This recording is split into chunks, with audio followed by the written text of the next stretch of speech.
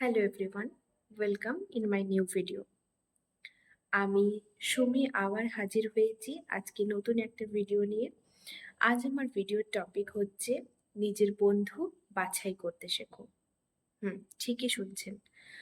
অনেকের মনে হয়তো প্রশ্ন জাগবে যে বন্ধু আবার বাছাই করা যায় নাকি? হ্যাঁ, অবশ্যই।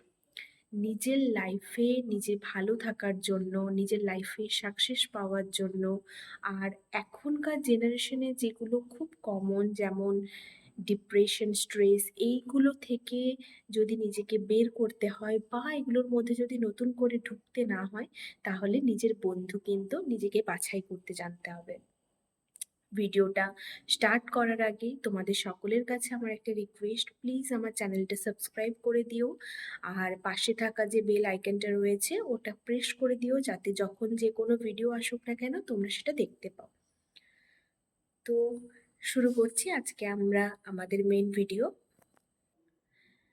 দেখো, প্রথম যদি প্রশ্ন হয় সেটা হচ্ছে আমি বন্ধু কেন বাছাই করতে যাব।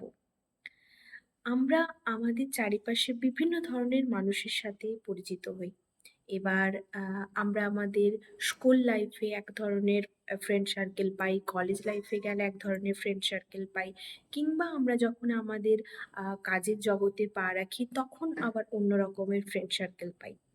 তো সেখানে এত ফ্রেন্ডসদের মধ্যে আমরা প্রচুর ধরনের মানুষকে পাই। কেউ রয়েছে যারা খুব সাপোর্টিভ, কিছু মানুষ রয়েছে সাপোর্টিভ তো নয়, উল্টে কি করবে যে তুমি যে এগিয়ে যাচ্ছ সেই এগিয়ে যাওয়াতে কিভাবে বাধা সৃষ্টি করা যায়, বা তোমার সাকসেসটা কিন্তু কিছু মানুষের হজম হয় না। এবার দেখো, সব সময় তো আমরা এই ধরনের মানুষগুলোকে ইগনোর করব, মুখে বললে ইগনোর করা যায় না, কারণ হতে পারে এই মানুষগুলোর মধ্যে কেউ হয়তো তোমার বস, কিংবা হতে পারে কেউ তোমার বাড়ির পাশে থাকা কোনো ফ্রেন্ড, বা তোমার কোনো রিলেটিভ।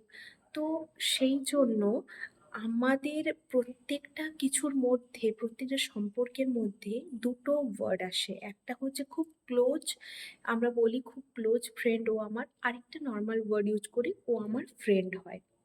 তো যদি বলি ও আমার ফ্রেন্ড, তার মানে বুঝতে হবে যে ওর সাথে আমার কোনো আহ, মানে মেন্টালি কোনো কানেকশন বা কোনো পার্সোনাল কথা শেয়ার, ওই রকম ধরনের কোনো ব্যাপার নেই।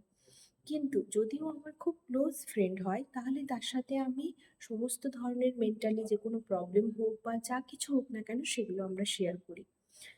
এবার আমরা কাদেরকে ঠিক ওই ক্লোজ ফ্রেন্ডের জায়গাটাতে রাখবো আর কাদেরকে নর্মাল ফ্রেন্ডের জায়গাটাতে রাখবো। তোমার যদি কোনো স্কুল হোক বা কলেজ হোক বা মানে কাজের জগতের যে কোনো যদি ফ্রেন্ড হয়ে থাকে, তাহলে প্রথমে তুমি আগে মানুষগুলোকে চিহ্নিত করো। মানে যদি কথাই বলছি যে 100 জন তোমার বন্ধু রয়েছে, এবার 100 জন বন্ধুর মধ্যে তুমি খুঁজে খুঁজে চিহ্নিত করার চেষ্টা করবে প্রথম কিছুদিন কারা আমার সঙ্গে একেবারে সামনাসামনি যে ব্যবহারটা করছে পেছনেও ঠিক তাই ব্যবহার, কিংবা কাদের কথাবার্তার মধ্যে একটা সোজাসাপটা ব্যাপার রয়েছে, কোনো একিয়ে বেঁকিয়ে কথা নেই, বা কাদের কথাগুলো আমাকে তীরের মতন এসে বিঁধছে না। এইটা হচ্ছে তোমার প্রথম কাজ। এবার ওই চিহ্নিত করে নেওয়ার পর দ্বিতীয় যে কাজটা করতে হবে সেটা হচ্ছে, যে যে মানুষগুলোকে তুমি চিহ্নিত করলে তোমার লিস্টের মধ্যে, যে এরা আমাকে একটু বাঁকাটেরা ভাবে উত্তর দিচ্ছে, কিংবা এরা আমার জন্য ঠিকঠাক মনে হচ্ছে না, বা এরা আমার চলার পথটা অতটা সুবিধা না করে অসুবিধে বরঞ্চ ফেলতে পারে, তো সেই মানুষগুলোকে আগে আলাদা করে দাও। আলাদা মানে কিন্তু ইন দ্য সেন্স এরকম নয় যে আমি তার সাথে কথা বলা বন্ধ করে দিচ্ছি বা তাকে দেখলেই মুখ ঘুরিয়ে চলে যাচ্ছি। এটা তো কখনোই করা সম্ভব নয়, কারণ আমরা যেহেতু একটা সমাজে বাস করি, আমাদের অনেক কিছু নিয়ে চলতে হয়। তো সেক্ষেত্রে পুরোপুরি বাদ দিয়ে দেওয়াটা সম্ভব নয়। হ্যাঁ, অবশ্যই কথা বলবো, দেখা হলে হাসলাম, কিংবা কেমন আছো, কতটুকু ভালো আছো, এইটুকুই যথেষ্ট। এর পরেরটাতে আর এগোনোর কিন্তু কোনো প্রয়োজন নেই। মানে কেন ভালো আছো বা কেন খারাপ আছো, বা এরপর তোমার ফিউচার প্ল্যান কি, বা তোমার আজকে কেন মনটা ভালো নেই, এই সমস্ত ডিটেলসগুলো কিন্তু এই সমস্ত মানুষদের জন্য নয়।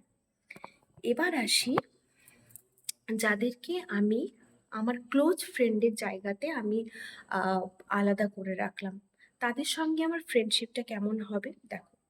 যাদেরকে তুমি চিহ্নিত করলে, এই জায়গাটা কিন্তু খুব ইম্পর্টেন্ট যখন তুমি চুজ করছো দুটো মানুষের মধ্যে, এই মানুষটা ভালো এই মানুষটা খারাপ, তখন কিন্তু এই জায়গাটা নিজেকে খুব ভালোভাবে ঠিক করে নিতে হবে যে কোন কোন মানুষগুলোর সাথে আমি যদি আমার কথা শেয়ার করি বা আমি আমার ফিউচার নিয়ে যদি কোনো প্ল্যানিং করি তাহলে আমি এগোতে পারবো, এরা কোনো বাধা সৃষ্টি করবে না বা মেন্টালি আমার কাছে একটা আহ, মানে হ্যাপাজার একটা কোনো পরিস্থিতি তৈরি করবে না।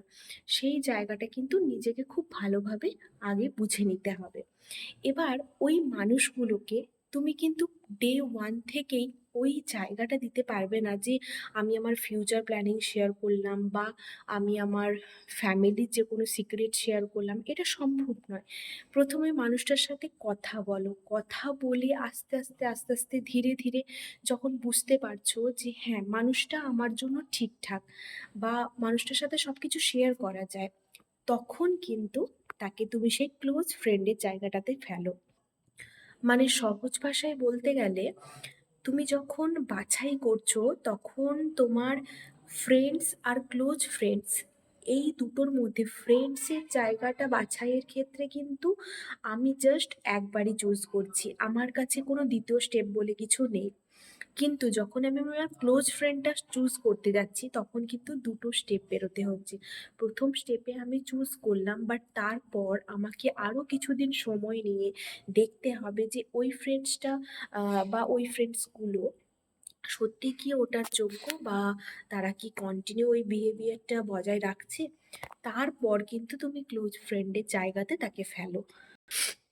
দিনের শেষে আমরা সবাই ভালো থাকতে চাই, আমরা সবাই সুখে থাকতে চাই। আমরা যা কিছুই করি না কেন, যে যেভাবেই থাকি, যেভাবেই চলাফেরা করি, যাই করি না কেন, আমাদের একটাই আলটিমেট উদ্দেশ্য হচ্ছে আমরা ভালো থাকবো। তো সেই ভালো থাকাটাতে কিন্তু আহ কারোর বাধা সৃষ্টি করার কোনো অধিকার নেই, এবং সেই অধিকারটা যে থাকবে না সেটার দায়িত্ব তোমাকেই নিতে হবে। তোমার ভালো থাকার দায়িত্বটা শুধুমাত্র তোমার হাতেই থাকবে। এটা তুমি কোনোভাবে তোমার কোনো ফ্রেন্ডস, কোনো রিলেটিভ বা কারোর হাতেই তুমি তুলে দেবে না। তাই নিজের বন্ধু বাছাইয়ের আগে খুব ভেবে চিন্তে নিজের বন্ধুটা বাছাই করতে হবে। আর আজকের ভিডিও এই পর্যন্তই। যদি আমার ভিডিও ভালো লাগে তাহলে অবশ্যই চ্যানেলটা সাবস্ক্রাইব করে নিও। আজ এই পর্যন্ত।